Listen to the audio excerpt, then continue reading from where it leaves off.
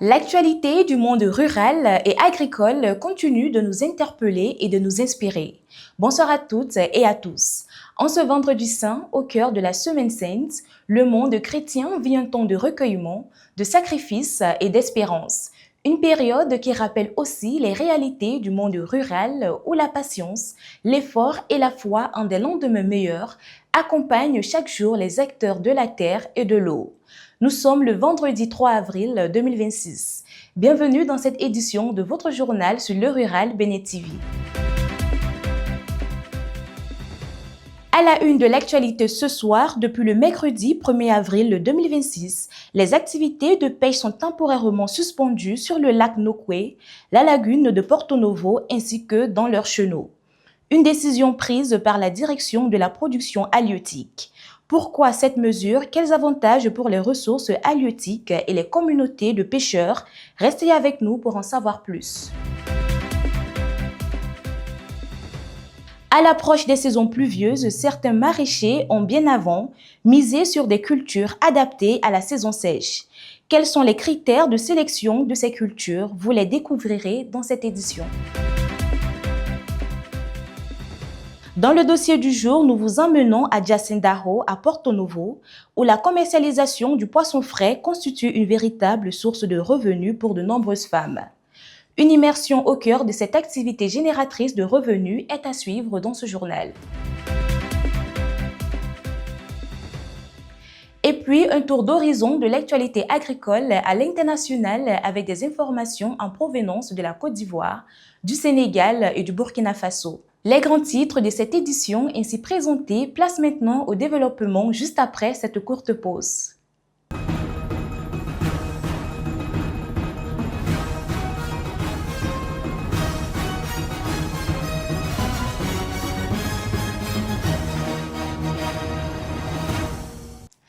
À nouveau, bonsoir à toutes et à tous et merci de suivre ce journal de 19h30 sur le Rural Béné TV. Hier, jeudi 2 avril, une pluie inattendue a surpris commerçants et agriculteurs dans plusieurs villes du sud du Bénin. C'est pourquoi nous ouvrons cette édition par les prévisions météorologiques de demain dans les localités de Ouida et Djougou afin de vous donner les idées de ce que réserve Dame Nature. La journée débutera sous un ciel couvert avec une température de 25 degrés Celsius, ressentie à 28 degrés Celsius en raison de l'humidité. Le vent soufflera du sud à 10 km par heure, avec des rafales pouvant atteindre 15 km par heure. Quelques averses restent possibles avec un risque de pluie estimé à 30%. En soirée, le ciel alternera entre nuages et éclaircies. La température atteindra 27 degrés Celsius, ressentie à 30 degrés Celsius. Le vent restera modéré sans précipitation prévue. La matinée s'annonce agréable avec de belles éclaircies à Djougou. La température sera de 23 degrés Celsius, ressentie à 24 degrés Celsius sous un vent du sud à 10 km par heure, accompagné de rafales pouvant atteindre 20 km par heure. Aucun risque de pluie n'est annoncé. En soirée, le ciel alternera entre nuages et soleil. Le thermomètre affichera 30 degrés Celsius, ressenti également à 30 degrés Celsius. Le vent restera calme avec quelques rafales légères à 15 km par heure. Là encore, aucune précipitation n'est attendue. Depuis le 1er avril 2026, toute activité de pêche est interdite sur le lac Nokwe, la lagune de Porto Novo et leurs chenaux. Cette décision fait suite à une concertation tenue le 18 février dernier entre les acteurs du secteur et les autorités techniques dans le cadre d'un programme national de repos biologique. Notre équipe est descendue sur le terrain pour recueillir les réactions des différents acteurs. Suivez. Chaque année, un silence particulier s'installe sur les côtes. Les filets se replient, les pirogues restent à quai. C'est le repos biologique, une période durant laquelle toute activité de pêche est suspendue. Ici, à Calavitopa, comme sur plusieurs côtes du pays, une pause d'1 mois a été imposée aux pêcheurs. Le lac est fermé pendant 1 mois et tous ceux qui y mènent des activités doivent faire une pause. C'est la décision prise par le gouvernement. Cette décision va permettre aux poissons de se reproduire, de grandir et de reconstituer les stocks. Une stratégie adoptée dans plusieurs pays pour éviter la surexploitation, favoriser le retour de certaines espèces et améliorer la taille comme la qualité des captures. Nous devons laisser le lac se reposer. Au temps de nos ancêtres, on trouvait certaines espèces de poissons. Mais aujourd'hui, avec la surexploitation, ces poissons ont disparu. La pression est devenue trop forte, ce qui fait qu'il n'y a plus assez de poissons à pêcher. Les résultats souvent se remarquent quelques mois après la reprise des activités de capture plus abondantes. Des espèces autrefois rares à nouveau visibles. La fermeture du lac permet aux ressources halieutiques de bien se reproduire. Je crois que si nous respectons cette décision, nous en bénéficierons tous par la suite. Mais si les décisions prévues par la loi ne sont pas respectées, c'est la loi qui nous sanctionnera. Quand on ferme le lac, les poissons se reproduisent et grandissent bien. Cela permet aux pêcheurs et aux vendeurs de gagner davantage. Si un poisson se vendait à 2 000 francs, quand il devient gros, il peut atteindre 5 000 francs. Le repos biologique n'est pas une pause forcée, c'est une respiration. Un moment où la nature se reconstruit pour mieux nourrir ceux qui vivent grâce à elle. Protéger aujourd'hui, c'est assurer les captures de demain. Vous venez de suivre ce reportage consacré au repos biologique en cours dans les eaux continentales concernées. Rappelons que cette première phase s'étend du 1er au 30 avril 2026. 2 autres périodes de fermeture sont également prévues, du 29 juillet au 27 août 2026 et du 16 novembre au 15 décembre 2026. Une mesure qui vise à permettre la reconstitution des ressources halieutiques. On poursuit notre édition par cette alerte de près d'1 mois dont le gouvernement n'en a pas parlé. 27 lots de Doliprane 2,4% suspension buvable, flacons de 100 ml pour enfants, sont rappelés en France depuis février 2026 en raison d'un défaut de fabrication des pipettes doseuses dont la graduation peut s'effacer, entraînant un risque de sous-dosage ou de surdosage de paracétamol. Le Bénin a pris part à un atelier francophone sur le financement de la biodiversité tenu du 31 mars au 2 avril 2026 à Casablanca. La rencontre a réuni 24 pays autour des enjeux liés à la mobilisation des ressources et au partage d'expériences pour la protection de la biodiversité. Soutenue par le Fonds pour l'environnement mondial, cette initiative vise à renforcer les capacités des acteurs et à promouvoir des solutions de financement adaptées aux contextes nationaux. Je l'annonçais dans les titres, pour réussir le maraîchage en saison sèche, les producteurs privilégient des cultures capables de résister au manque d'eau, aux fortes températures et à des sols parfois appauvris. En cette saison sèche marquée par un soleil de plus en plus ardent, les maraîchers n'ont pas baissé les bras. Dans cet élément signé Jeanne-Dac Rousseau et Jean-Dac Torono, les producteurs partagent les critères de choix des cultures adaptées à cette période. Suivez. Alors que la saison sèche s'installe progressivement, marquée par un soleil de plus en plus ardent, les activités maraîchères, elles, ne s'arrêtent pas. Sur le terrain, les producteurs redoublent d'ingéniosité pour adapter leur culture aux réalités climatiques, qu'il s'agisse de la saison pluvieuse ou sèche. Vu qu'il ne pleut pas dans cette période, nous cultivons le basilic et le vernonia, car sans eau, les plants de laitue ne se développent pas. Parce que nous ne sommes pas en saison pluvieuse, la graine morelle est souvent en rupture. Mais nous produisons le basilic et l'amarante. C'est en période de pluie que la graine morelle est disponible. Ces choix se font selon plusieurs critères. Entre autres, le privilège est accordé aux cultures résistantes au soleil et nécessitant moins d'eau en termes d'irrigation. Une comparaison est ainsi faite entre la laitue, la grande morelle et le basilic. La laitue, par exemple, demande assez d'eau. Ça ne supporte pas la saison sèche.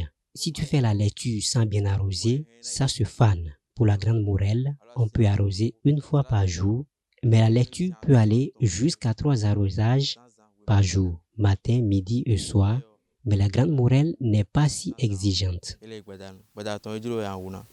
En ces temps, nous préférons les basiliques, Vernonia et l'amarante, parce qu'avec eux, même quand on n'arrive pas à arroser régulièrement, ce n'est pas grave. Mais pour la laitue, tu es obligé de te réveiller à 7 heures, mais les cultures comme le basilic, même sans irrigation jusqu'à 15 heures, sont toujours en bon état. Prendre en compte l'irrigation, certes, mais la durée de production est aussi essentielle. La grande morelle, en termes de durée, a un cycle plus long que les autres. Et même pour voir la graine, c'est souvent très compliqué. Et parfois, quand nous trouvons les semences, nous achetons en quantité suffisante pour rendre disponibles les légumes de grande morelle. Même la grande morelle sans une bonne fertilisation, elle peut faire jusqu'à 2 mois, mais quand on apporte assez d'engrais, son cycle peut revenir à 1 mois et demi. Pour l'amarante, c'est 3 semaines et le basilic, 1 mois plein. Donc c'est comme ça qu'on fait le calcul. En attendant la période pluvieuse, des moyens d'adaptation à chaque saison restent importants. À cela s'ajoutent les cultures hors saison qui demandent beaucoup d'énergie mais influencent positivement le rendement. Le gouvernement béninois a lancé une campagne nationale dédiée à la santé de la femme. C'est le ministre de la Santé, Benjamin Humpati, qui a procédé le mardi 31 mars 2026 au lancement officiel des activités à Semekodi. Pendant 5 jours, des services gratuits de planification familiale et de dépistage des cancers du col de l'utérus et du sein sont offerts aux femmes sur toute l'étendue du territoire national. Cette initiative vise à améliorer l'accès aux soins de santé reproductive et à encourager le dépistage précoce pour une meilleure prise en charge des cancers féminins. Cotonou a abrité du 24 au 26 mars 2026 un atelier régional sur la gestion intégrée des ressources en eau et la pêche continentale dans le bassin du fleuve Niger. Organisé par l'Organisation des Nations Unies pour l'alimentation et l'agriculture et l'autorité du bassin du Niger, la rencontre a réuni plusieurs pays riverains ainsi que des partenaires techniques et financiers. L'objectif était de promouvoir une gestion durable des ressources, d'identifier des projets transfrontaliers et de renforcer la coopération régionale face aux défis environnementaux. Nous tournons à présent le regard vers l'actualité agricole au-delà de nos frontières. En Côte d'Ivoire, le président Alassane Ouattara a reçu le mercredi 1er avril 2026 la notification faisant de la Côte d'Ivoire le siège Afrique du Fonds vert pour le climat. Ce mécanisme, qui mobilise environ 30 milliards de dollars par an, ouvre de nouvelles opportunités en matière d'investissement vert, de financement climatique et de création d'emplois. Au Burkina Faso, le gouvernement a mis fin à la suspension des autorisations spéciales d'exportation de la tomate fraîche. Dans un communiqué signé le 31 mars 2026, les autorités annoncent que les opérateurs économiques peuvent de nouveau soumettre leurs demandes d'exportation après la mesure restrictive prise le 16 mars dernier. À Dakar, des experts du Burkina Faso, du Mali et du Sénégal se sont réunis du 30 mars au 1er avril 2026 pour un atelier régional sur la sécurité sanitaire des aliments avec l'appui de l'Organisation des Nations Unies pour l'alimentation et l'agriculture et de l'Organisation mondiale de la santé. Cette rencontre intervient dans un contexte marqué par plusieurs cas récents d'intoxication alimentaire, notamment au Sénégal, mettant en lumière les failles de certains systèmes de contrôle sanitaire. Selon l'OMS, l'Afrique enregistre chaque année 91 milliards de cas de maladies d'origine alimentaire pour environ 137 000 décès. Enfin, on sort complètement du territoire africain pour atterrir en Occident, en France, où pour mieux informer citoyens, agriculteurs et décideurs, Atmo France a lancé le 30 mars 2026 FitAtmo Datavis, une plateforme cartographique accessible à tous. L'outil permet de visualiser les mesures de 112 substances actives détectées dans l'air sur le territoire français. Aux premières heures de la journée à Diassendao, la vie s'anime autour du poisson frais, porté par le travail, la solidarité entre femmes et les réalités du commerce local. Au cœur de Diassendao, dans le 3e arrondissement de Porto Novo, l'odeur du poisson frais se mêle à l'effervescence quotidienne. Ici, le marché de poissons fait vivre des dizaines de femmes et contribue à l'approvisionnement alimentaire de toute une ville. Notre équipe vous propose une immersion dans cet univers de travail, de courage et de résilience. Suivez.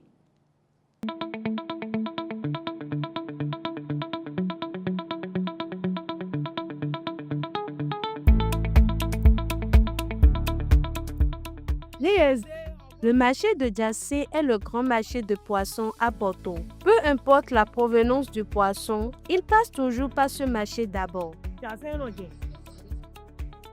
À Diassendao, dans le 3e arrondissement de Porto Novo, bat l'un des cœurs de l'économie locale, le marché de poissons.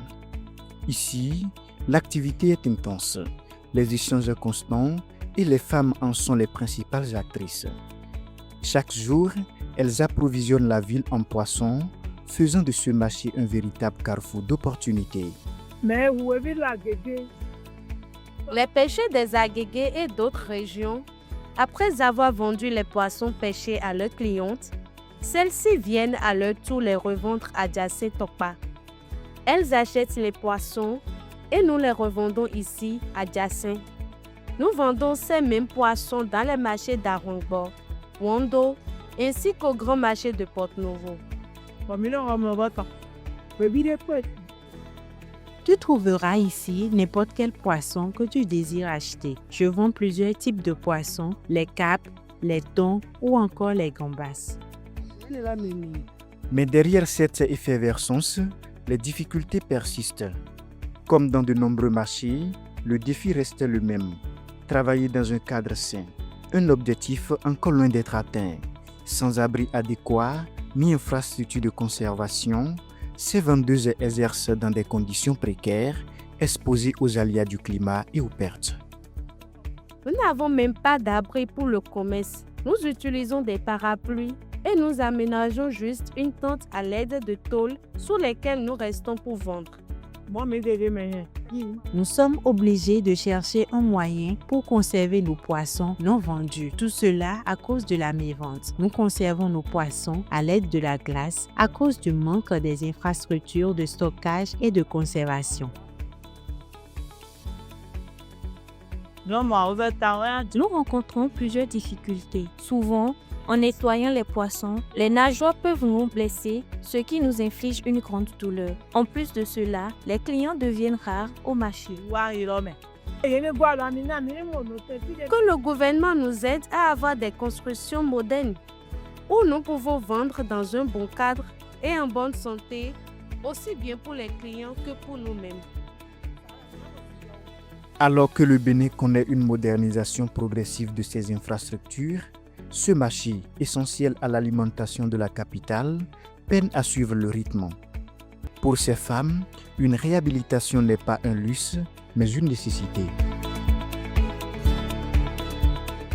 Ainsi s'achève cette édition de votre journal. Merci pour votre fidélité et votre attention. Nous vous donnons rendez-vous le mercredi prochain pour une nouvelle édition avec encore plus de reportages au cœur du monde rural et agricole. À toutes les communautés chrétiennes, nous souhaitons une excellente fête de Pâques. Bonsoir chez vous.